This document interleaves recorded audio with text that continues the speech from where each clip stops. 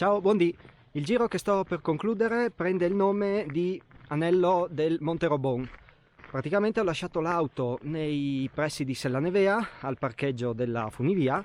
Da lì ho costeggiato la pista blu, i campetti, fino ad intersecare la mulattiera del Poviz. Praticamente il giro che ho fatto oggi, quasi metà del giro lo si fa su vecchie mulattiere di guerra costruite dai soldati per rifornire le truppe che stavano sul gruppo del Canin.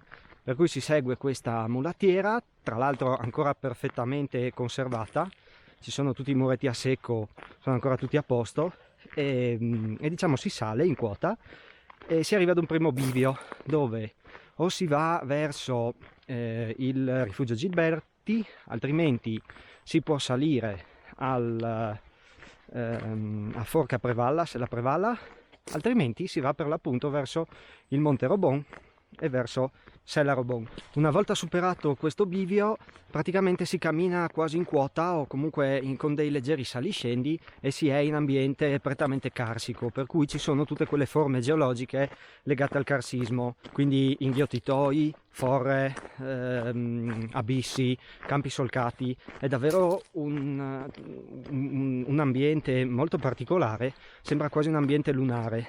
Tra l'altro oggi siamo al 27 settembre, 2 giorni fa ha nevicato abbastanza, ha nevicato circa fino a 1000 metri, però in quota sono caduti quasi 20 centimetri attorno a 2000 metri, quindi oggi era anche molto particolare per la neve. Ad ogni modo si fa tutto questo, diciamo, altipiano e poi si arriva in una piccola conca glaciale dove si scende e poi lì o si prende direttamente il sentiero 637 per rientrare oppure si può salire al bivacco Savoia e poi eventualmente dal bivacco si va fino sulla cima del Monte Robon.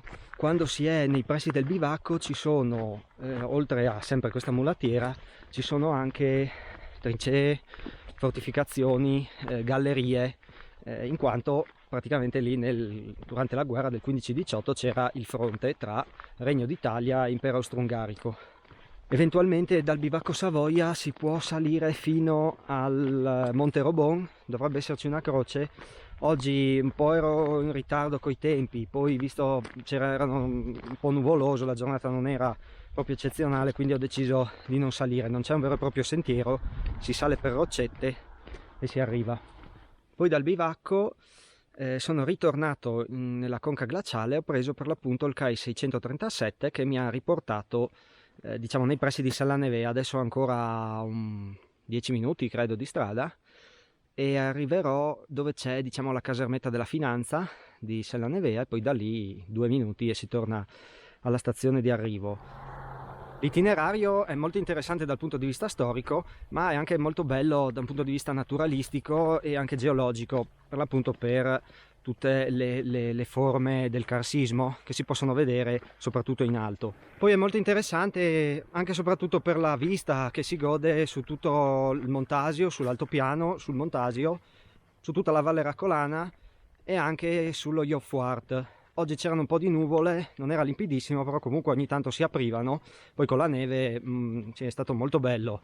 Bene, sono quasi arrivato a Sellanevea, vedo il cartello, quindi io spero che questo video ti sia piaciuto. Come al solito ti ringrazio per avermi seguito, ti ricordo di andare sotto in descrizione per trovare informazioni sull'itinerario e poi inoltre se vuoi sapere in anteprima dove sono stato, anche magari avere qualche spunto per qualche itinerario o giro in bicicletta, ti consiglio di seguirmi su Instagram dove pubblico, sia magari nella didascalia delle foto ma anche nelle storie, per l'appunto pubblico qualche itinerario di montagna, di bicicletta o qualche consiglio o magari anche ogni tanto qualche articolo interessante sempre inerente alla montagna. Quindi ti lascio tutti i link sotto in descrizione, ti consiglio di darci un'occhiata.